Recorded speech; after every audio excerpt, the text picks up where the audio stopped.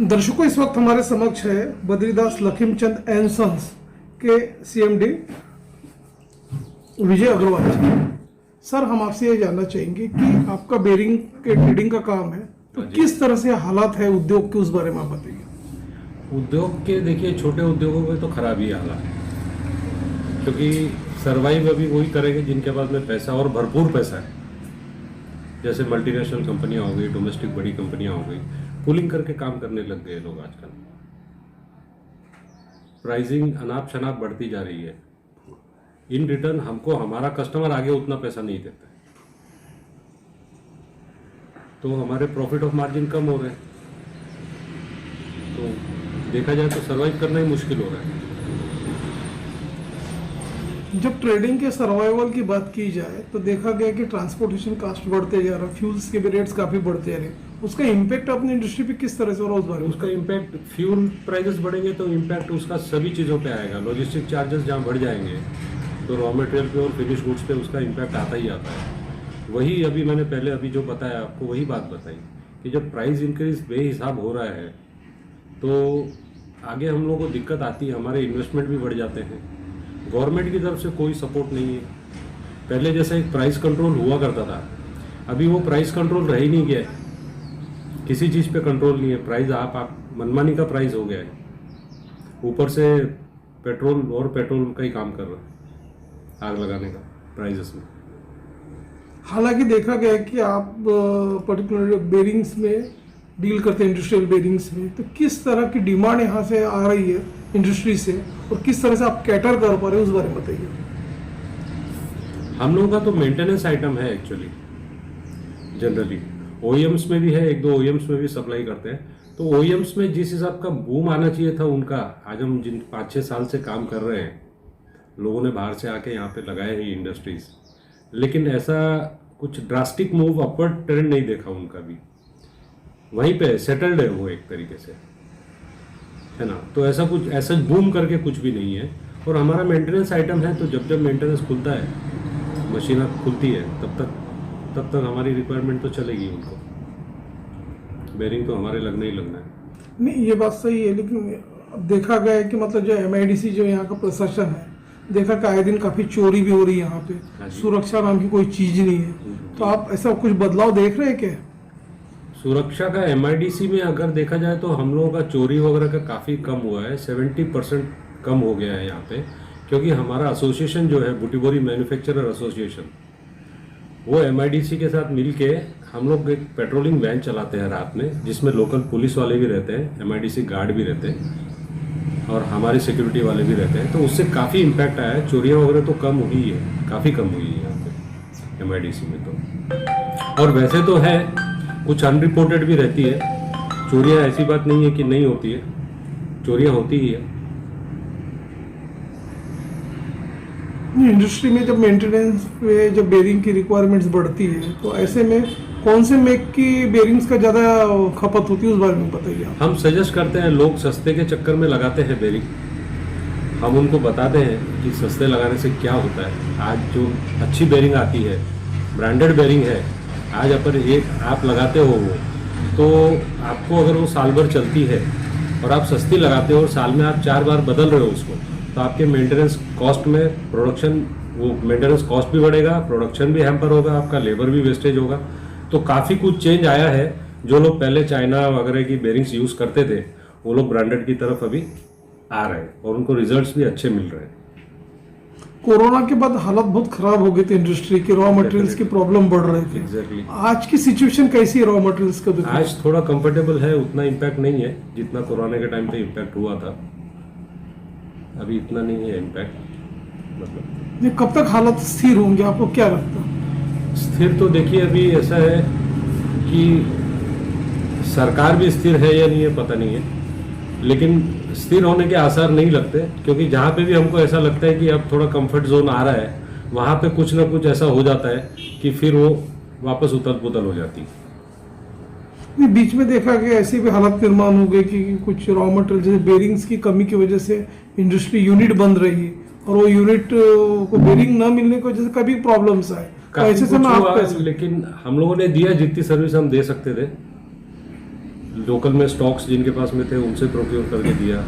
मुंबई पूरा बंद था। जनरली एक्चुअली ट्रेडिशन ये है कि सभी लोग मुंबई से ही परचेज करते हैं। मेन मुंबई हो गया, कैलकाटा हो गया, दिल्ली हो गया, ये 3-4 सिटी से ज़्यादा, और डायरेक्ट फिर इंपोर्ट का रहता है। तो मुंबई काफ़ी हैम्पर हुआ, जिसकी वजह से यहाँ पे स्पेशली हम लोग का जो मुंबई से जो काम करते हैं इंडस्ट्रियल आइटम्स और बेयरिंग्स वगैरह का, उनका काम बहुत हैम्पर हुआ। नहीं, आपकी सर्विसेज को देख के आपको ऐसा लगता है कि आपने और वेंडर्स को भी फ्रेंचाइजी अलॉट करना चाहिए आपके ट्रेडिंग में, ऐसा लगता है कि आपको? नहीं, हम खुद ही एक वेंडर है, फ्रेंचाइजी है, हम खुद ही है ना। नहीं, उसका एक्सटेंशन बढ़ना चाहिए, ऐसा लगता है कि आपको? हम लोग का है, वैसे तो हम लोग का पुणे में भी ऑफिस है, मुंबई में भी ऑफिस है हमारा खुद का। तो बेयरिंग के काम में हर कोई आ नहीं सकता, टेक्निकल इंजीनियरिंग प्रोडक्ट का काम है, इसके लिए आपको काफ़ी नॉलेज चाहिए। आज हम लोगों को ये काम करते हुए मोर देन 30 ईयर्स हो गए। आज भी हमको ऐसा लगता है कि हमको अभी काफ़ी कुछ सीखना है अभी इस काम में, है ना। तो काफ़ी कम लोग हैं बेयरिंग के काम में, ज़्यादा लोग नहीं हैं, तो हम लोगों को ज़्यादा कंपटीशन भी नहीं है इसमें। कुछ आते हैं, जल्दी जल्दी आते हैं, जल्दी जल्दी आते हैं, ऐसे काफ़ी लोग रहते हैं। तो ऐसा है, जिनको लगता है कि काफ़ी लुक्रेटिव बिजनेस है ये, तो ऐसे लोग आते हैं, गलत करते हैं, पकड़े जाते हैं, आउट भी होते हैं मार्केट से। आप बेयरिंग के काफ़ी बड़े बिग ट्रेडर्स हो, तो आपके पास माल की आपूर्ति कहाँ से होती है, उस बारे में एक बात बताइए। हम लोग नो इन्वेंट्री बेसिस पे काम करते हैं। हम आपको माल तो जितना आप मांगोगे दे सकते हैं, लेकिन हम लोग नो एंट्री बेसिस पे काम इसलिए करते हैं कि हमारा खुद का मुंबई ऑफिस है, हम अगेंस्ट ऑर्डर काम करते हैं। अगर हमको आज ऑर्डर आ जाता है तो हम कल बेयरिंग पार्टी को दे देते हैं, इमीडिएटली मार्केट से प्रोक्योर करके हम इमीडिएटली मुंबई से यहाँ डिस्पैच करवा के नेक्स्ट डे दे देते हैं। अभी जैसे कल के मेरे ऑर्डर्स थे, आज मैंने उन सबको माल दे दिया। तो हम लोग इन्वेंट्री में विश्वास नहीं रखते, क्योंकि जो हिसाब से प्राइसिंग का घटना बढ़ना है, इन्वेंट्री फिजिबल ही नहीं है आज की तारीख में रखना। हाँ, जिनका लोकल मार्केट में काम है, वॉक इन कस्टमर्स हैं, वो लोग इन्वेंट्री रख सकते हैं, वो लोग रखते भी हैं इन्वेंट्री। मैं बेसिकली यहाँ पे नॉन इन्वेंट्री बेसिस का काम करता हूँ। इन्वेंट्री थोड़ी सी रखता हूँ जो रेगुलर में छोटी इंडस्ट्रीज वालों को लगती है। बाकी बड़ी इंडस्ट्रीज जो इन्वेंट्री मेंटेन करती है, हम उनको ज़्यादा कैटर करते हैं। जब मल्टी ब्रांड बेयरिंग्स की बात किया जाए, जो बड़े बिग प्लेयर्स हैं, यस, तो यदि आप वो मटेरियल लेकर दूसरे इंडस्ट्री को सप्लाई करते, जब उनकी रिक्वायरमेंट्स अराइज होती है, हाँ जी, हाँ। तो आप उन्हें किस तरह की गारंटी वारंटी श्योर हमको जो मैन्युफैक्चरर की गारंटी वारंटी रहती है वो हम पूरी प्रोवाइड करते हैं। हम लोग वो पूरी प्रोवाइड करते हैं उनको। बेसिकली प्रॉब्लम आती है कि इंडिया में अपने पास में देख देख के काम सीखने वाले जो काम करते हैं।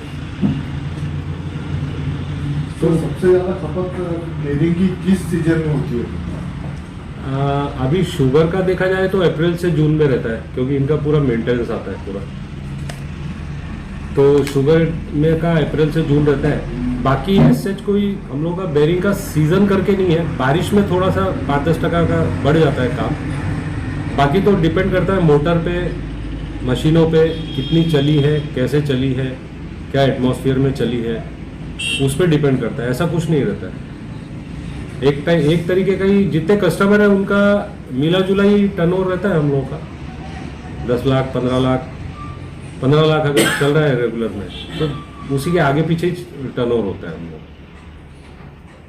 तो सीजनल बोल के नहीं रहता हमारा। तो जब कस्टमर बेस बढ़ेगा तो हमारा बिजनेस बढ़ेगा, कस्टमर बेस कम होगा तो बिजनेस कम हो जाएगा। सर, बुट्टी बोरी मैन्युफैक्चरिंग एसोसिएशन और यहाँ का जो लोकल एडमिनिस्ट्रेशन है, उससे आपकी क्या डिमांड है और किस तरह के आप लोगों को फैसिलिटीज एम्यूनिटीज चाहिए उस बारे में? देखा जाए तो एम्यूनिटीज फैसिलिटीज सारी है, इंडस्ट्रीज भी अच्छी है, इंडस्ट्री वाले भी अच्छे हैं, यहाँ पे काफ़ी हेल्पफुल नेचर के हैं, तभी हम जैसे लोग सर्वाइव कर पा रहे हैं यहाँ पे। और एम्यूनिटीज़ तो MIDC ने सभी दे रखी है, बस थोड़ा सा मेंटेनेंस का इशू है। वो तो हर गवर्नमेंट में आप लोगों को हर जगह देखने को ही मिलता है। वो तो बद्रीदास लखीमचंद एंड सन्स जो आपकी ट्रेडिंग का नाम है, हाँ जी, इससे ज़्यादा से ज़्यादा बाकी जो इंडस्ट्रियल यूनिट जो चला रहे हैं, उन्होंने ज़्यादा से ज़्यादा जो भी मेंटेनेंस बेयरिंग की आवश्यकता गिरती है, हाँ जी, उन्होंने उसका लाभ उठाना चाहिए। तो ऐसे लोगों को आपका क्या मैसेज होगा? आप क्या एक मैसेज दोगे उन लोगों को? देखिए, हम तो एक नेगेटिव बिजनेस में आ जाते हैं। कोई भी नहीं चाहता कि मेरा मेंटेनेंस ज़्यादा निकले, हम भी नहीं चाहते। क्योंकि सफिशिएंट बिजनेस है यहाँ पे, तो हम भी नहीं चाहते। छोटे इंडस्ट्री वालों को बड़ी तकलीफ हो जाती है। छोटी मोटी बेरिंग के लिए अगर आज उनको एक 200 रुपये की बेरिंग लेना और नागपुर जाना पड़े तो उनका पूरा दिन खराब होता है। आने जाने का पैसा उतना ही लग जाता है जितने की बेरिंग नहीं है। और हमने ये फैसिलिटी उनको यहाँ पे दी है कि जो उनको लोकल में डिस्काउंट मिलता है वो डिस्काउंट हम यहाँ देते हैं उनको। हम बड़े प्लेयर से जो कुछ कमाते हैं तो उसका एक छोटा सा हिस्सा हम छोटी इंडस्ट्री वालों को सपोर्ट करने के लिए लगाते हैं कि आप ले जाते होते हो, हम वो डिस्काउंट उनको फॉरवर्ड करते हैं। जैसे अगर मैंने बड़ी इंडस्ट्री से 100 रुपये कमाया, मेरे पास में कोई छोटा कस्टमर आया, उसको नागपुर में अगर वो बेरिंग 200 रुपये में मिलती है तो हम उसको 200 रुपये में यहाँ प्रोवाइड करवाते हैं। काफ़ी लोगों को यहाँ पे देखा है ट्रेडिंग में कि MRP पे माल बेचते हैं, जो कि नहीं करना चाहिए उन लोगों ने ऐसा। बट खैर अपना अपना लुकआउट है। हम हमारी तरफ से इतना सपोर्ट तो कर देते हैं। कभी बेरिंग लेके आते हैं वो लोग यहाँ पे, कस्टमर लोग ऐसे सैंपल लेके आते हैं तो हम उनको बताते हैं कि भाई बेरिंग अच्छी है, अभी आप मत बदलो। ऐसा नहीं है कि उसका कोई टेस्टिंग फार्मूला रहता है क्या बेरिंग का? डायमेंशंस वगैरह का रहता है। टेस्टिंग का एज सच आप कंपनी में भेज सकते हो टेस्टिंग के लिए, अगर आपको कोई डाउट है तो उसके काफ़ी लंबे प्रोसीजर्स वगैरह हैं।